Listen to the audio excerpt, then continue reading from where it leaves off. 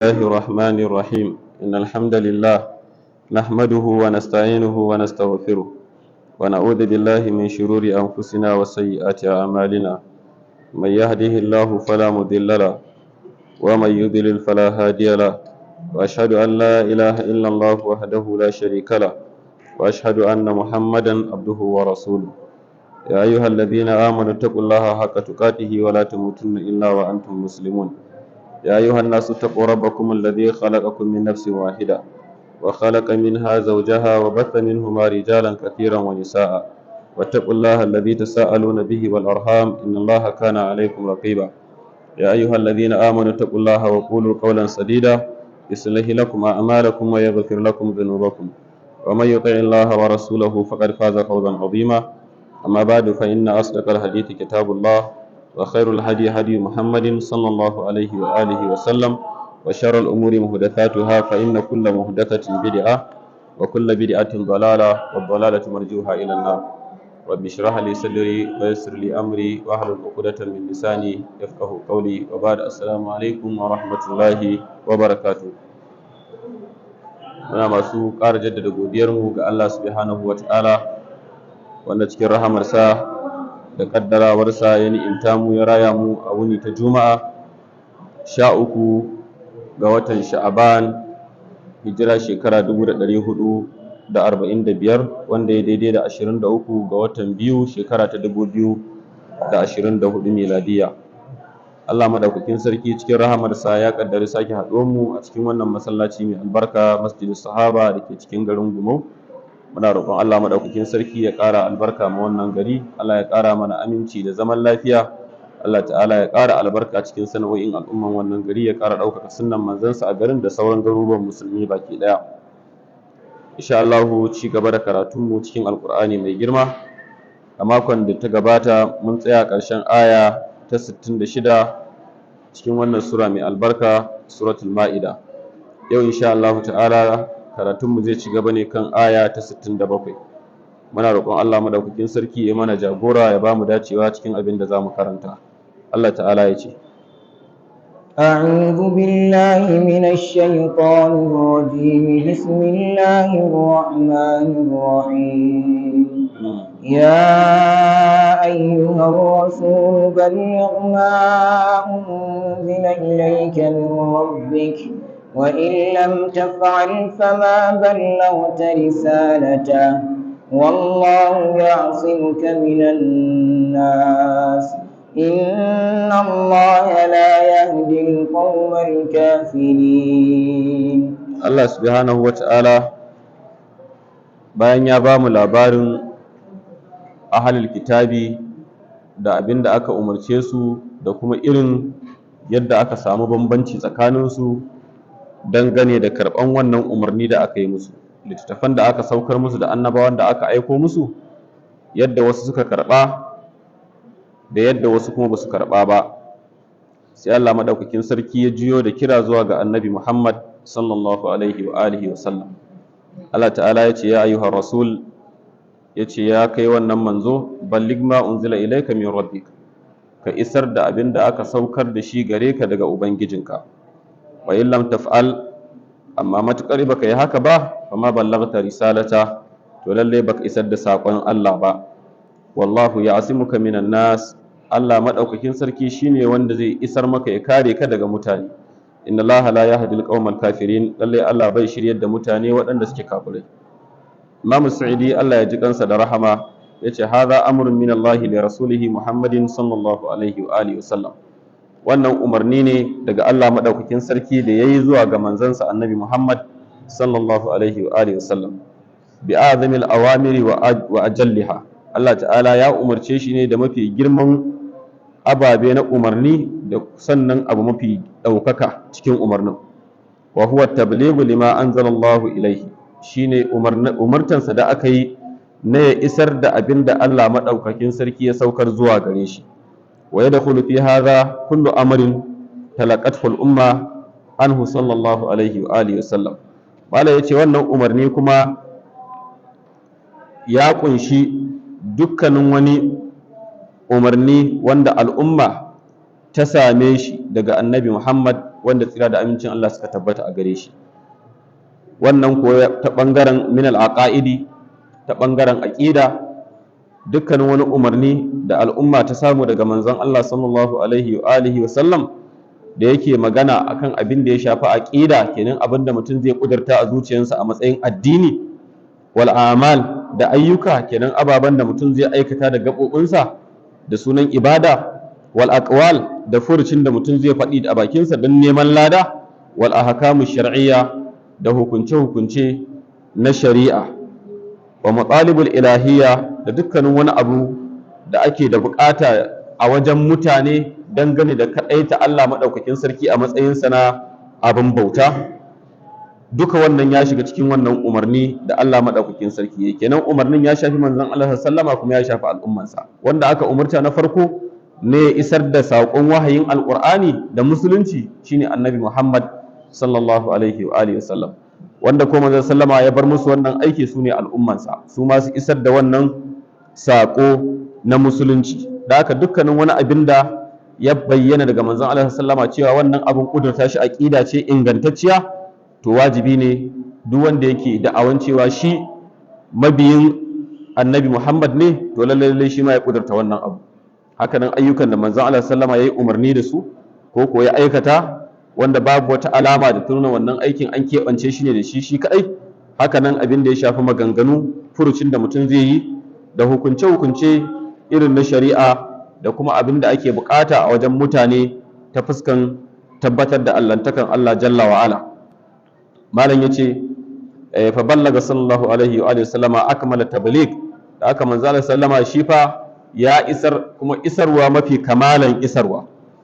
Wada sannan ya yi kira zuwa ga Allah, wa anzar ya kuma yi gargaɗi game da gujewa saba wa Allah, wa bashar sannan ya yi bushara da rahamar Allah, wa yassar ya kuma sauƙaƙa a cikin hanyar da'awarsa, wa allama al-juhal al-ummiyin, bal hatta jahilai waɗanda a tarihinsu ba su iya karatu ba su iya rubutu ba, har su sai da manzon Allah sallallahu alaihi wa sallama ya karantar da su, suka zo suka koyi karatu da rubutu, hatta saro min al-ulama'ir rabbaniyin, wanda waɗannan mutane da suka yi makura wajen jahilci sai da aka waye gari sun zamo cikin malaman ma ar-rabbaniyin, malamai masu rainon al'umma ta fuskan gina musu ruhinsu.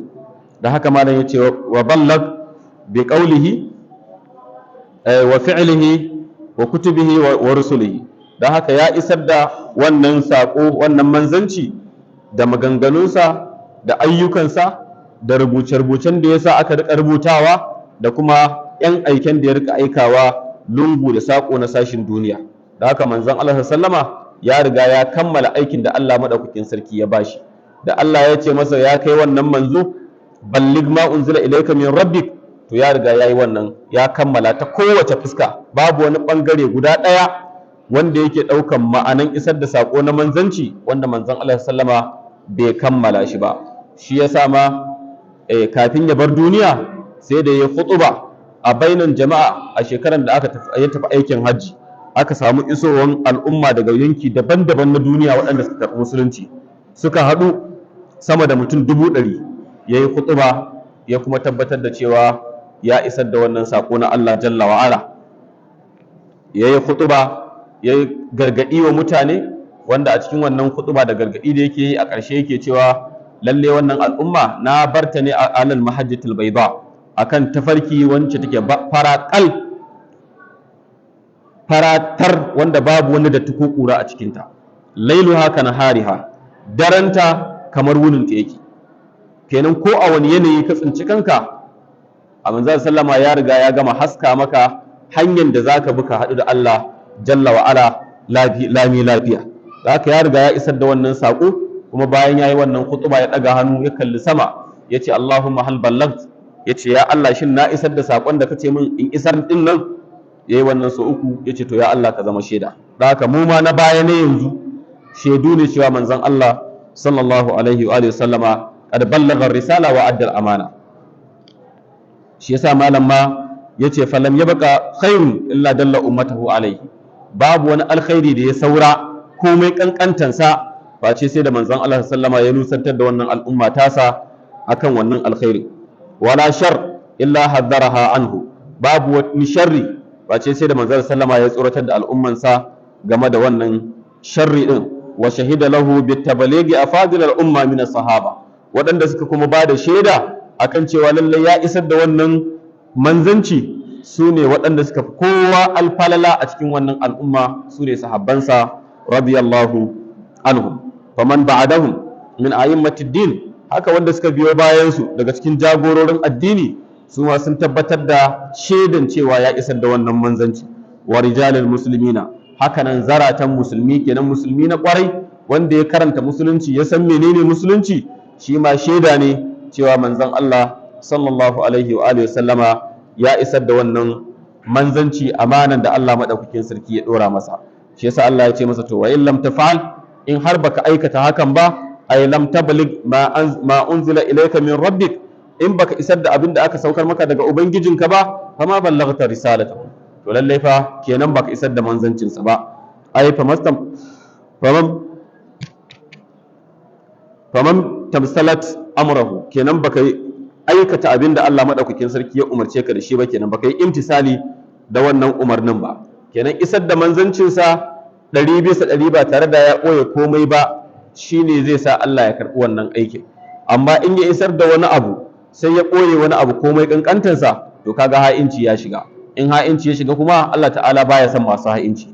To manzon sallama bai daga cikin masu ha'inci, bal ba shi ba, dukkanin annabawan Allah yana daga cikin abin da ya zama wajibi akan kowane musulmi ya itikadi akan su, shine dukkanin su babu ha'ini a cikin su, dukkan su masu amana ne, babu yaudara, babu ha'inci, sannan masu gaskiya ne, babu ƙarya a cikin al'amarinsu. Wallahu ya asimuka minan nas, a lokacin da kake isar da wannan saƙo lallai za ka haɗu da barazana da matsaloli iri daban-daban, amma sai Allah ya ce masa lallai Allah shine wanda yake mai kare ka, zai tsare ka daga mutane. Malam ya ce hadhihi himayatun wa ismatun min Allah li rasulihi minan nas, wannan tsaro ne da kariya daga Allah madaukakin sarki zuwa ga manzansa daga sharrin mutane. Wa annahu yanbaghi an yakuna hirsuka ala ta'alimi wa tabligh, dan haka abin da ya kamata shine kwaɗayinka ya takaitu akan ilmantarwa da kuma isarwa. Wala yusnika anhu khawfun min al-makhluqin, kada tsoron wani cikin halittun Allah ya tsoratar da kai ya sa ka yi ka togace wani abu ya zamo shi ba za ka isar da shi ba. Kar ka yi istisna'in komai, duk abin da aka ce ka isar to ka isar da shi kawai. Fa inna nawasiyahum biyadillah, domin waɗannan mutane da suke faɗa da kai gaba ɗayansu akalansu a hannun Allah yake. Wa qad takaffala bi ismatika, Allah ta'ala kuma ya ɗauki nauyin kare ka. Fa anta innama alaikal balag, da haka kawai abin da yake kanka kai shine isarwa, kuma isar wannan almubin wanda yake bayyananne, ba isarwa a ɓoye ba. In ka bayyana wa mutane gaskiya ka isar musu, to fa wani hitada fa li nafsi, duk wanda ya shirya ne wa kansa, kenan amfanin shiryan za ta koma ne zuwa gare shi. Wa ammal kafirun, bala yace amma su kafirai, allazina la qasda lahum, wanda ba su da wata manufa illa tibai ahwaihim, sai dai kawai bin san zukatansu, fa inna Allah la yahdihim, to lalle waɗannan su fa Allah ba zai shiryar da su ba. Wala yuwaffiqahum lil khairi, kuma Allah ba zai datar da su ga alkhairi ba, bi sababi kufurihim, dalilin kafircinsu. Kenan kafirci yana haramta wa mutum samun dukkanin wani alkhairi daga wajen Allah jalla wa ala. Duk mutumin da yake son dacewa da alkhairi, to wajibi ne sai ya kaurace wa kafirci, kuma sai ya nisanci son zuciya. Amma in mutum ya gina akan kafirci ko son zuciya, to lallai zai batan da babu dawowa a cikinta. Allah madaukakin sarki ya kare mu daga mummunan bata. Sai Allah ta'ala ya ce, قل يا أهل الكتاب لستم على شيء حتى تقيموا التوراة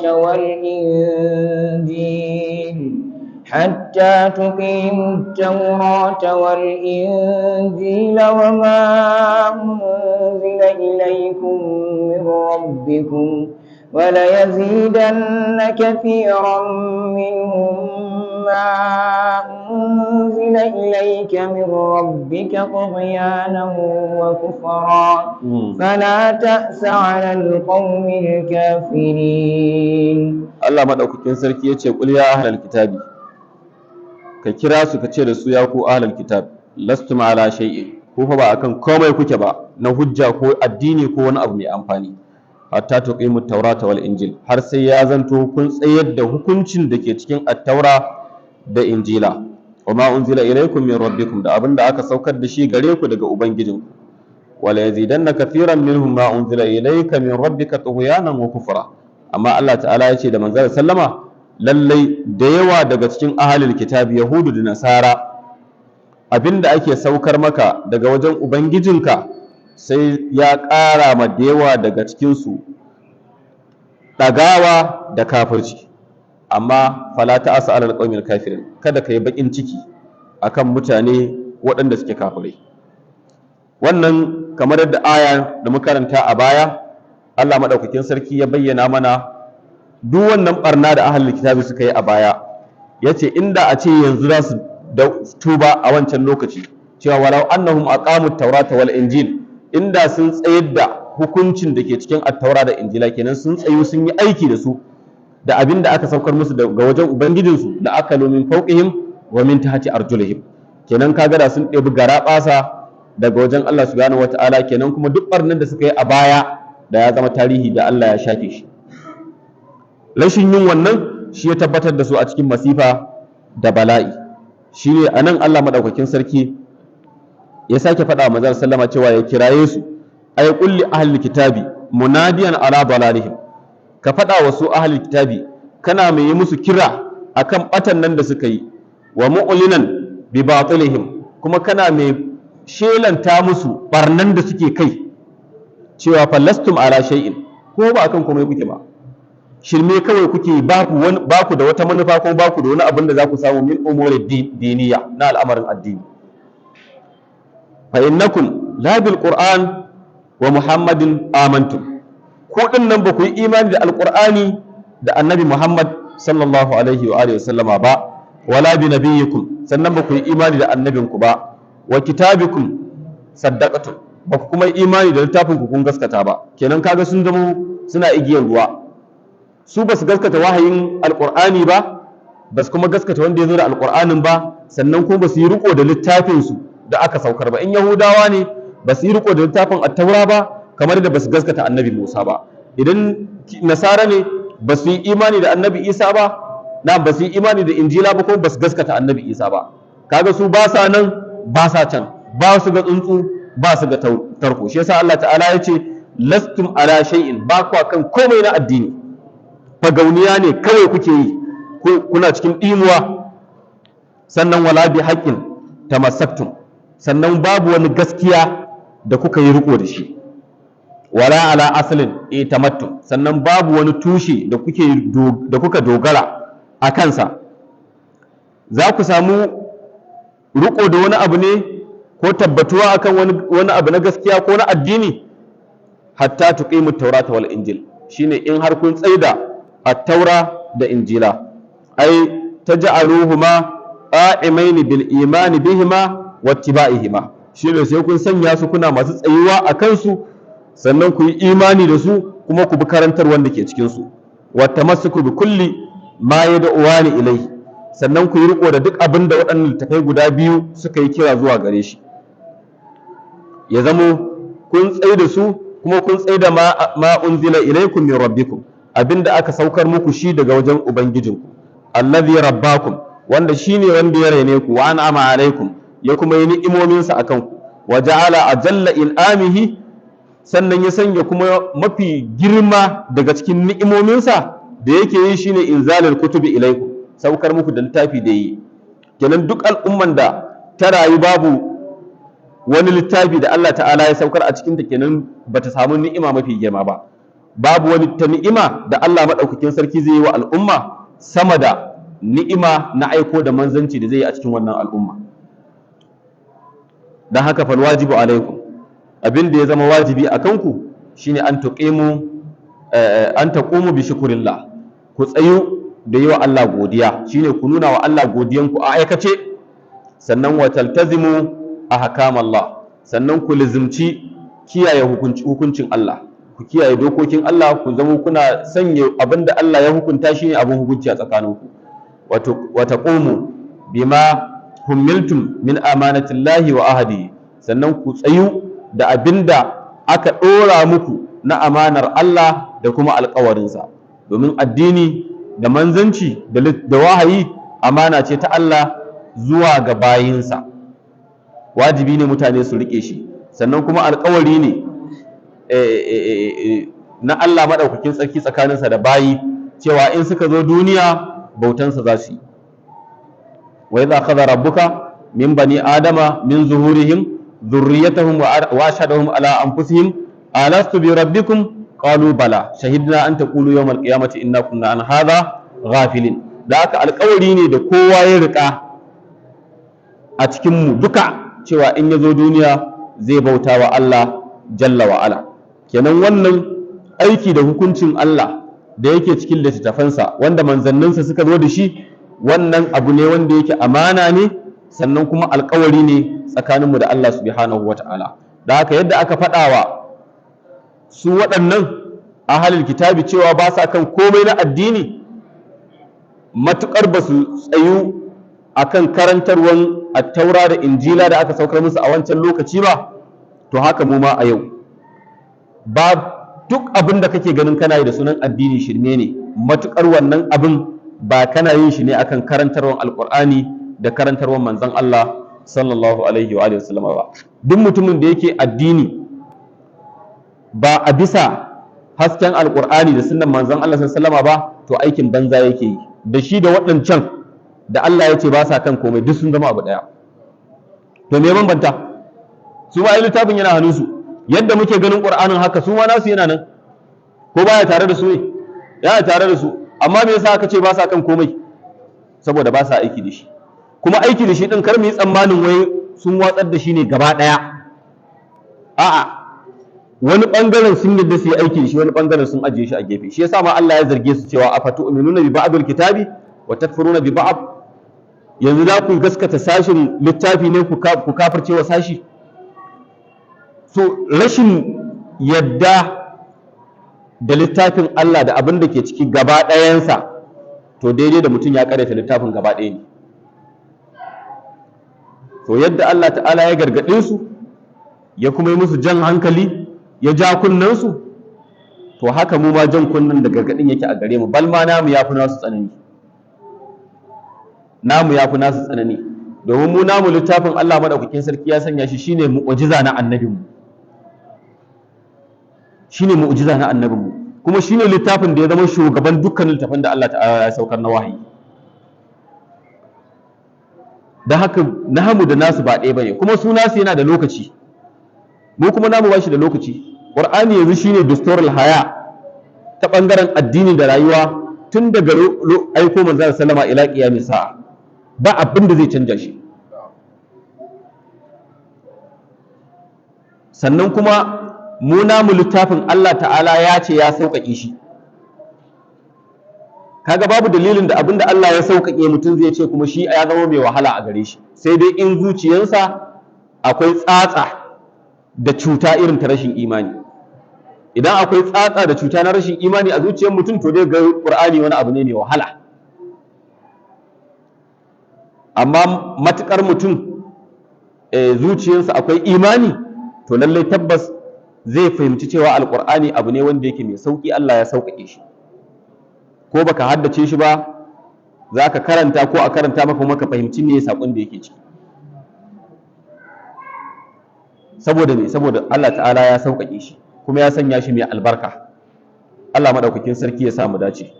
Sai Allah ya ce, إن الذين آمنوا والذين هادوا والصابئون والنصارى من آمن بالله واليوم الآخر